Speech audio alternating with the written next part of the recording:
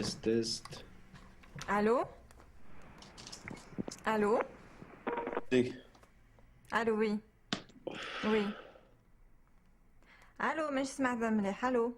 Oui? ايه يا اخو ايه.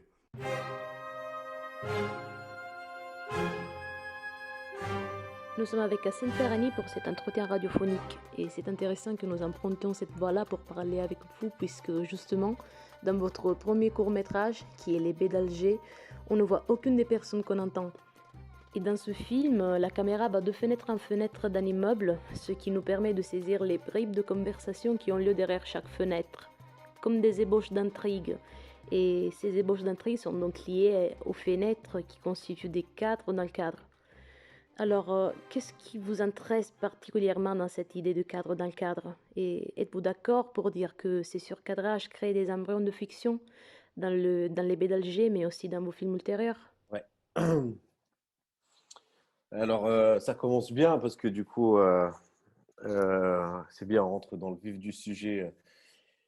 Euh, alors, en tout cas, pour les baies d'Alger, j'avais pas du tout pensé les choses comme ça, en tout cas, d'une manière de filmer le cadre dans le cadre, mais ça a été plus de penser le son avant de penser l'image. Et de se dire, c'était dans le cadre d'un atelier qui était proposé à Alger, c'était en 2005. Et en fait, c'était en passant en voiture devant des immeubles et les fenêtres que j'ai eu cette idée. En se disant, tiens, c'était une idée très naïve au départ, de se dire qu'est-ce qui se passe derrière les murs, qu'est-ce qui se passe dans le dedans, et nous qui sommes dans le dehors, qu'est-ce qui peut se tramer à l'intérieur. Donc, j'ai tout de suite pensé le son avant le dispositif euh, de forme. Et ensuite, je me suis dit, tiens, comment je pourrais récolter toutes ces paroles-là que j'ai envie de mettre dans ce petit film, qui était de la parole de gens qui sont proches de moi, des amis ou de la famille, toutes ces bribes de conversation qui m'entouraient, et comment j'allais mettre ça en forme. Et donc, assez vite, l'idée des fenêtres est venue vers moi, et je pense qu'il y avait aussi cette idée très naïf au départ, hein, de se dire, tiens, j'ai envie de filmer aussi ma ville, comment je vais la filmer. Et donc, le plus simple, étant d'aller vers la baie d'Alger et de la filmer presque comme une carte postale. Par la suite, mes autres films, c'est plutôt le contre-champ de cette carte postale.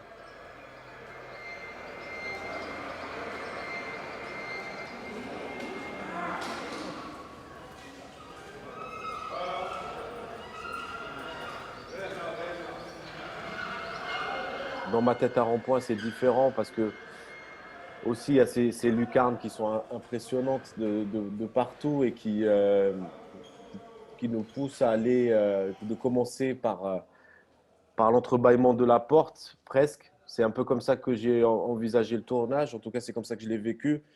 Et ensuite, petit à petit, on entre, on pénètre à l'intérieur des lieux. Mais on commence d'abord par regarder l'espace, parce que ce qui nous a été offert de regarder. Donc, on ne pénètre pas d'emblée à l'intérieur, mais on observe à travers les lucarnes.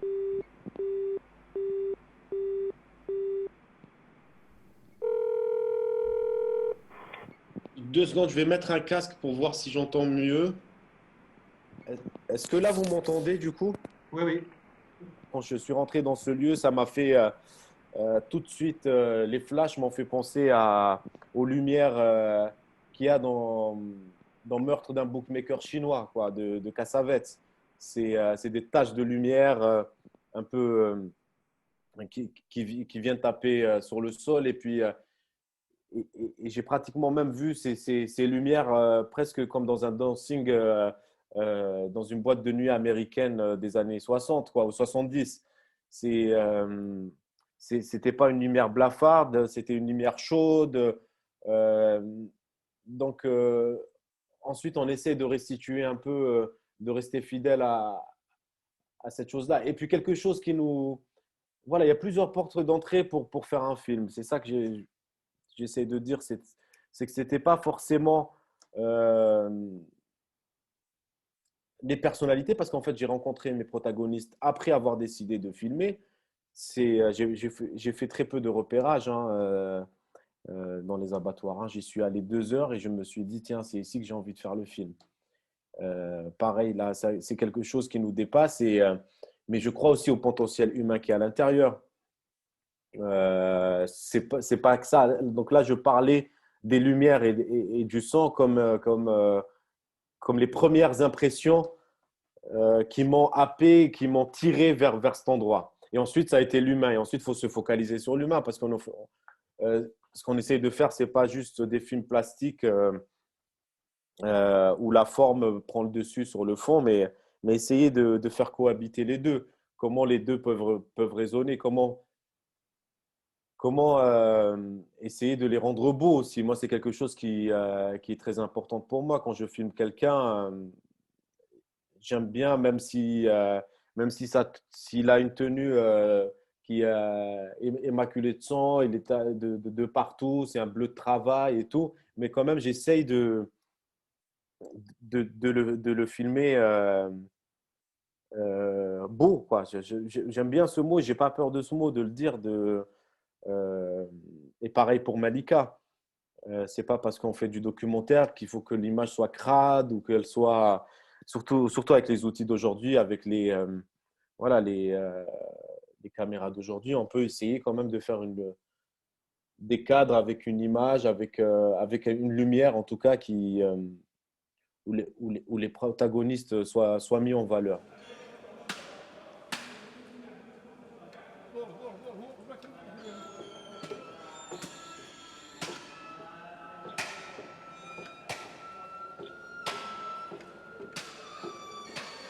Au lieu, pour moi, c'est pas juste des lieux, parce que c'est des lieux qui sont habités.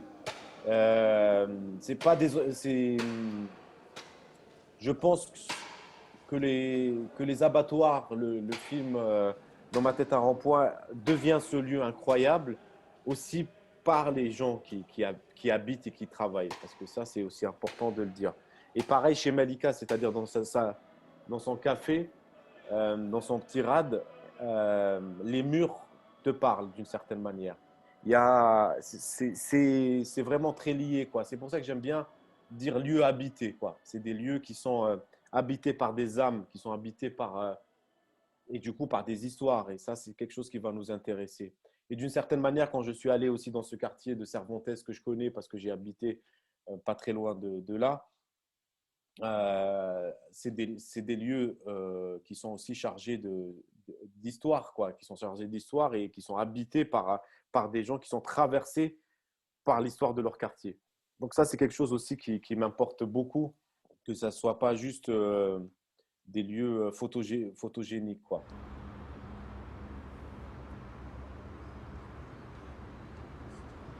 Alors, vous parlez des lieux qui sont habités. Pour se rendre dans ces lieux, il faut prendre la route, effectuer un trajet, se balader, comme vous le disiez à propos des baies d'Alger. Ce motif de la route, du trajet, il est récurrent dans votre filmographie. Je pense par exemple à Tarzan Don Quichotte et nous, ou même à 143 rue du désert, où les gens qui s'arrêtent chez Malika sont majoritairement des routiers. Même quand la route n'intervient pas littéralement, elle est présente de manière métaphorique, comme dans ma tête à rond-point, où le titre est lié à la route. Alors, qu'est-ce qui vous intéresse particulièrement dans ce motif de la route, du trajet? Euh, alors moi c'est quelque chose merci de la question, mais que j'adore faire, en fait, conduire.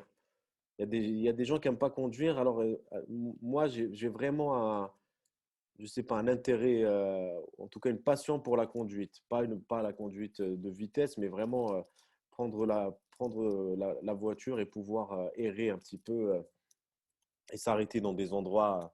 Et ce qui me plaît aussi, c'est les haltes, en fait. Parce que tout peut arriver dans un moment où on s'arrête dans une station-service, au bord d'une route, à côté d'un camion. L'idée de halte est quelque chose que j'aime beaucoup. Euh, je pense que voilà, j'ai été un peu nourri aussi de. Il y a un livre de l'émir Abdelkader qui s'appelle le livre des haltes que j'avais lu en étant adolescent qui m'avait marqué, où c'est l'émir Abdelkader, donc le fondateur de la nation algérienne et résistant algérien, qui, euh, qui racontait toutes ces haltes dans l'Algérie au moment de la colonisation, au début de la colonisation, quand il était euh, en pleine résistance. Il y a des films aussi qui m'ont marqué de road movie. Je pense à, je sais pas, à Paris, Texas ou des choses comme ça. Mais voilà, l'idée du voyage, en fait, de ne pas être sédentaire est quelque chose que j'aime beaucoup. Alors, bizarrement, j'aime pas trop marcher, sauf en ville. Je suis pas très marche en campagne. Mais par contre, prendre la voiture pour aller s'arrêter d'un endroit à un autre, c'est quelque chose vraiment qui me happe tout le temps, quoi. Et ensuite, là, à chaque fois, il y a, par rapport au titre des deux longs métrages, c'est pas quelque chose de conscient de relier ça forcément à cette pratique ou à la route de prendre la voiture, mais à chaque fois, ça s'y prêtait, quoi. Il y avait dans la phrase de Youssef, quand il dit dans ma tête, il y a un rond-point avec 99 chemins, et je trouve que c'était assez parlant, assez poétique et que ça racontait, en tout cas de lui, à ce moment-là, quelque chose de sa vie. Et, euh, et puis j'aime bien aussi les titres quand ils sont un peu déroutants.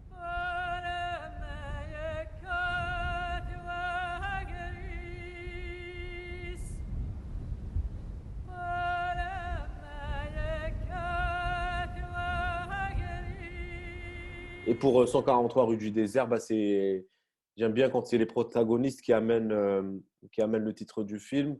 Et là, c'est Chaouki, un écrivain algérien qui m'a présenté Malika d'ailleurs, et qui a écrit un livre génial, un livre qui s'appelle National 1 d'ailleurs, où il prend la route d'Alger jusqu'à Tamanrasset, où il raconte à sa manière, un peu sous forme d'essai, un peu sous forme de roman, les gens qu'il rencontre. Quand j'ai rencontré Malika, j'étais sur l'idée d'un road movie en Algérie. Et puis je rencontre Malika et là, je change complètement mon fusil d'épaule, quoi. Je me dis, le film que j'ai envie de faire, le road movie que j'ai envie d'écrire, il est là. Il y a quelque chose un peu, comment dire, qu'on peut pas du tout maîtriser ou qui se passe à l'intérieur de soi et qui nous pointe du doigt quelque chose et qui nous dit, tiens, là, il y a quelque chose qui est intéressant. Il y a un univers cinématographique, il y a des histoires à raconter, il y a un monde qui se déploie. C'est ici qu'il faut faire le film. Et voilà, c'est ça en fait. Faire un film, c'est vraiment une nécessité. C'est se réveiller le matin et se dire ah bah, c'est ça que j'ai envie de faire. C'est ce film-là et pas un autre film. Alors vous dites que vous aimez bien quand c'est un protagoniste du film qui amène le titre. Justement, ça me fait penser à une scène vers la fin de Dans ma tête en rond-point où un des ouvriers vous demande si vous avez un titre pour le film et il vous propose comme titre On ne ment pas mais on ne tombe pas dans la vérité. Est-ce que pour vous cette phrase serait une possible définition du documentaire? Ah bah écoute, complètement. Moi, franchement, quand Ammou, donc l'ouvrier protagoniste du film, me sort cette phrase, je me dis que c'est une phrase que tu pourrais entendre dans un débat sur le réel à Beaubourg ou dans un festival de documentaires parce que à elle seule, cette phrase, elle dit énormément de choses de la fabrication d'un film, je trouve. Donc j'ai pris cette phrase un peu comme un manifeste pendant le tournage et qui m'a aidé un petit peu à aller vers les pistes que j'avais envie d'explorer, qui nous a aussi beaucoup aidé au montage, parce que dans la phrase « pour mentir, je ne mens pas et la vérité, je ne tombe pas dedans », il y a la question de la mise en scène qui est abordée là. On est dans ces questions-là de mensonge parce que qu'est-ce qui compte réellement? Est-ce que c'est de savoir la vérité ou c'est comment on raconte l'histoire? C'est quel cheminement on prend, comme disait Cervantes, qu'importe l'histoire, pourvu qu'elle nous raconte quelque chose.